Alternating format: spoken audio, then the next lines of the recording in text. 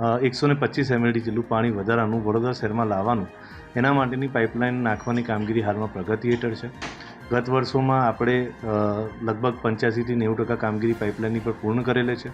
125 MLDની વધુ કેપેસિટી આપણે ઊભી કરી રહ્યા છે. એનાથી પૂર્વ વિસ્તારમાં હાલમાં જે સમસ્યા છે તેમાંથી 100% છુટકારો મળવાનો છે. નેશનલ હાઈવે જે ક્રોસિંગ થઈ ચૂક્યો છે, આગળ કામગીરી ચાલુ પણ છે, પરંતુ હાઈવેથી નીચે લગભગ 3 મીટર જેટલા ઊંડાઈમાં આ કામગીરી થતી હોય કામગીરી રોજના 1 થી 1.25 મીટર જેટલું પુશિંગ થાય છે. એટલે એને કારણે જે સમય લાગે છે પણ એ ટેકનિકલ કામગીરીનો સમય એ જ છે. આવનારા ટૂંક સમયમાં 1 મહિનાની અંદર આ કામગીરી પૂર્ણ થશે. કે આજવાથી વધુ પંપ ચલાવીને અને એડિશનલ પંપની કેપેસિટી ઊભી કરી અને પાણી લેવાનું શરૂ કરી દેવામાં આવ્યું છે.